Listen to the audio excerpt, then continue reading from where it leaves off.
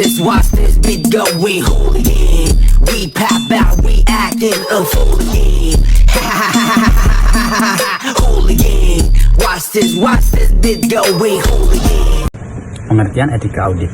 Etika audit adalah pedoman moral yang harus dipatuhi auditor agar pekerjaan audit dilakukan secara profesional, jujur, objektif, dan dapat dipercaya. Atas kumpulan prinsip, norma, dan aturan perilaku moral yang wajib dipatuhi oleh auditor saat menjalankan tugas audit. Etika audit memastikan auditor tidak hanya patuh pada standar teknis, tapi juga menjaga integritas dan kepentingan publik. Karena auditor mempunyai akses ke data rahasia perusahaan dan laporan mempengaruhi banyak pihak seperti investor, kreditor, pemerintah, karyawan. Pentingnya etika audit. Menjaga kepercayaan publik, karena jika auditor tidak etis, maka laporan keuangan bisa tidak dipercaya. Menghindari benturan kepentingan, agar auditor independen dan tidak dibeli klien.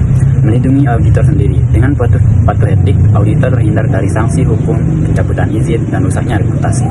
Prinsip dasar etika audit. Standar ini mengacu pada kode etik IAPI dan kode etik IFAC. Ada 5 prinsip utama: integritas, jujur berterus terang, dan tidak kompromi. Auditor tidak boleh terlibat kebohongan atau menyesatkan laporan. Objektivitas, tidak memihak, tidak ada benturan kepentingan, keputusan didasarkan bukti, bukan tekanan klien atau kepentingan pribadi. Kompetensi dan kehati-hatian profesional, harus mempunyai keahlian cukup dan bekerja cermat sesuai standar audit. Kerahasiaan, menjaga semua informasi klien, tidak boleh membocorkan data untuk keuntungan pribadi atau pihak lain. Perilaku profesional, patuh hukum, regulasi, tidak melakukan tindakan yang mendiskreditkan profesi auditor.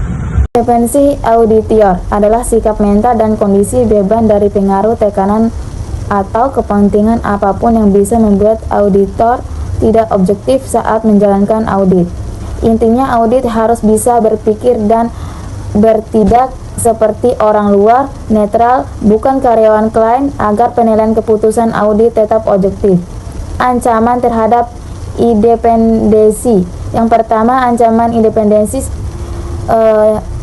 kepentingan pribadi, self-interest. Auditor mempunyai kepentingan finansial pada klien. 2. Menilai pekerjaan sendiri. Set review. Auditor ikut membuat laporan klien lalu mengauditnya sendiri. Yang 3. Membela kepentingan klien. Advokat. Auditor menjadi pembela klien sehingga para auditor menjadi tidak netral. Yang 4. Hubungan netral dekat, terlalu dekat, familiar, terlalu akrab dengan klien, atau hubungan keluarga. Yang 5. Tekanan atau intimidation, ada ancaman sehingga auditor takut untuk memberi opini yang benar. Yang kedua, cara mengatasi ancaman. Rotasi auditor. Terus review, boleh auditor independen. Yang ketiga, pembatasan hubungan dengan klien. Yang keempat, konsultasi dengan pihak pengawasan. Selanjutnya ada langkah analisis dilema etika. Ada pun cara atau langkah dalam menganalisis dilema etika. Yang pertama, identifikasi fakta. Yang kedua, menentukan masalah etika. Yang ketiga, identifikasi ancaman. Yang keempat, mengevaluasi alternatif tindakan. Yang kelima, menerapkan pengamanan. Yang keenam, mengambil keputusan yang tepat. Dan yang ketujuh, yaitu mendokumentasikan proses dan hasil. Selanjutnya ada latar belakang kasus. Dalam video kali ini, kami mengambil kasus dari Enron dan Arthur Andersen 2001. Jadi, studi kasus Enron dan kantor akuntan publik Arthur Andersen merupakan salah satu skandal audit terbesar dalam sejarah. Latar belakang kasus ini adalah tindakan Enron yang menyembunyikan utang bernilai miliaran dolar melalui Special Person Entities atau SPA untuk memanipulasi laporan keuangan. Secara etika, situasi menjadi rumit karena Arthur Andersen merangkap peran sebagai auditor eksternal sekaligus konsultan internal bagi Enron, sehingga independensinya terancam. Tindakan fatal yang dilakukan oleh Arthur Andersen adalah mengabaikan adanya manipulasi tersebut dan bahkan menghancurkan ribuan dokumen audit ketika investigasi telah dimulai. Tindakan ini merupakan pelanggaran serius terhadap prinsip integritas, objektivitas, dan kerahasiaan profesi akuntan publik. Ada ancaman, pelanggaran, dan penyelesaian dalam kasus tersebut. Yang pertama, ancaman. Arthur Andersen menghadapi 3 ancaman utama independensi, yaitu yang pertama, self-interest karena bergantung secara finansial pada jasa konsultasi Enron. Yang kedua, self-review karena merangkap auditor dan konsultan. Yang ketiga, ada familiarity akibat hubungan kerja yang terlalu dekat dan lama dengan manajemen Enron. Kedua, ada pelanggaran yang terjadi. Auditor gagal menjaga objektivitas dan integritas dengan tidak mengungkapkan manipulasi keuangan melalui SPA.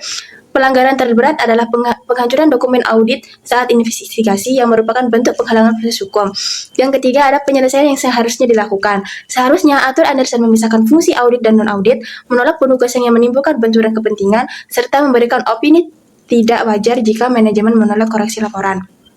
Dampaknya yaitu KAP Arthur Andersen dinyatakan bersalah atas obstruction of justice runtuh, dan kasus ini melahirkan Undang-Undang Sarbanes-Oxley 2002 untuk memperketat regulasi audit di Amerika Serikat.